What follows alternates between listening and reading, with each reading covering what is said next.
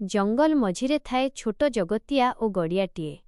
चारिपाखरे बड़ बड़ गछगुड़िक सेमानंकर शाखा प्रशाखा बढ़ाई देइथांती जे गाड़िया पानीरे खरा टिके भी पड़े नाही। एथिरे वर्ष सारा पानी भरी रही थाए। एमितिकी प्रचंड खरादिने जेतेबेले नई नाळ गाड़िया पोखरी रे पानी बोली टोपाए देखिबा स्वप्न हुए एवं भूई फाटी आँ करिदिए। आश्चर्यर कथा से समय भी से गाड़िया रे पानी भरी रही थाए। तेणु खरा दिन हेले जंगलर सबु पशुंकर एकमात्र साहा भरसा सेही गाड़ियाटी।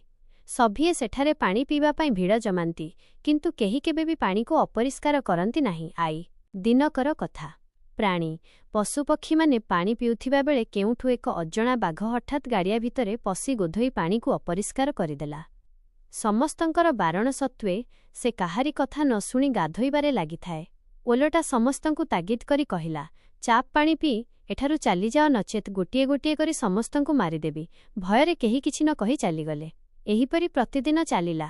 बणर प्राणीमाने पानी पीवा पाई बहुत हैराण हरकत हेले।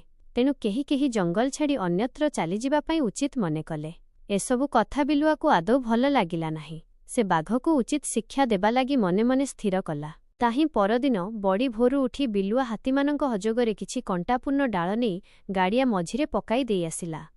कंटापूर्ण डाळ गुड़िक पानी उपरकु देखा जाउ न थाए। मध्याह्ନରେ बणर पशुपक्षी माने गाड़िया चारिपाखे पानी पिउथांती। सबुदिन परी दुष्ट बाघ उपरु लंफ मारिला जे पड़िला जाई गाड़िया मझिरे। हेले एथर से जाए कुआड़े। तार पाद गोड़ देह चारिआडे कंटा सबु फोड़ी होईगला। से गाधेइब कौन जीवन विकଳରେ गर्जन करी सीधा उपरकु चाली आसिला।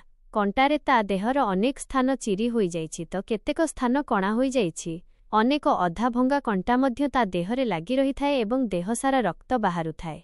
से कि आउ सेठारे रुहे। जंत्रणारे छटपट होई भयंकर गर्जन करी से जंगल छाड़ी चालीगला। बिलुआर ए बुद्धि को समस्ते प्रशंसा कले एवं दुष्ट बाघ उचित दंड पाइथिबारु बहुत खुशी मध्य हेले। सेई दिनठारु प्राणीमाने पानी पीवा पाई पुणी भिड़ लगाइले से गाड़िया पाखरे। आपणक पाई मोर एक प्रश्न, एही गल्परु आपणकु केउ शिक्षा मिलिला?